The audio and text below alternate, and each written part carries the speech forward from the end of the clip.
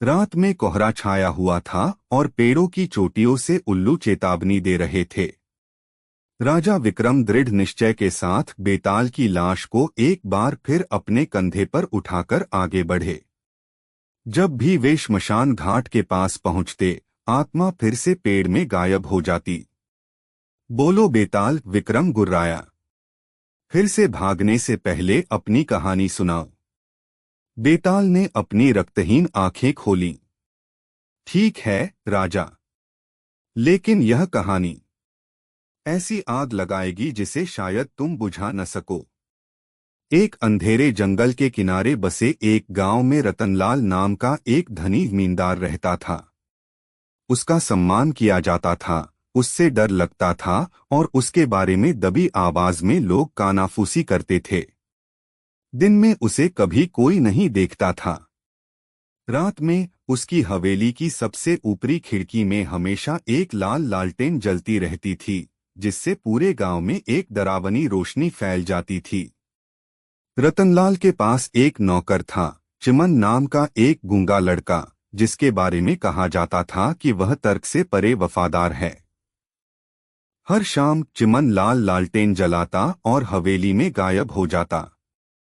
अगली सुबह वह बाहर निकलता, हमेशा पीला, कांपता हुआ और चुप।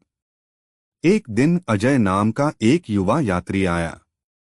लालटेन के बारे में उत्सुक होकर उसने गांव वालों से पूछा, लेकिन किसी ने भी बोलने की हिम्मत नहीं की।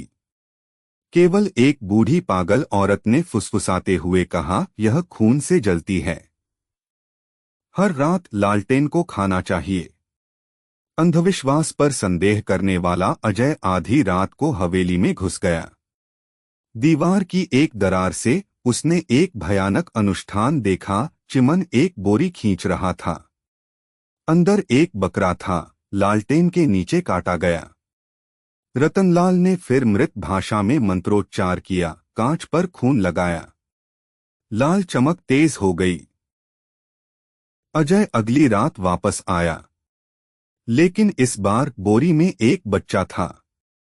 इससे पहले कि रतनलाल कुछ कह पाता, अजय तलवार खींचकर अंदर घुस गया। लेकिन जैसे ही उसने बूढ़े आदमी पर वार किया, रतनलाल हंसने लगा और राख में तब्दील हो गया। लालटेन टूट गई, जिससे एक चीख निकली जिसने पेड़ों को हिला दिया।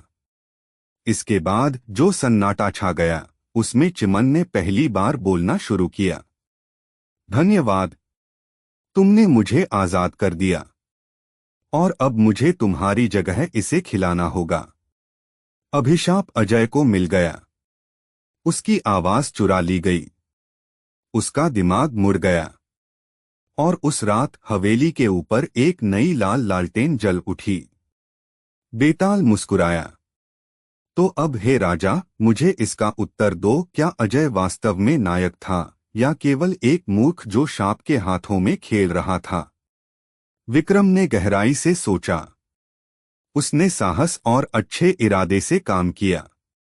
यही उसे नायक बनाता है, लेकिन एक दुखद नायक। शापित भूमि में न्याय हमेशा विजयी नहीं होता।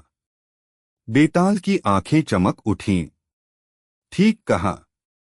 फिर भी न्याय खून की तरह हमेशा एक दाग छोड़ जाता है।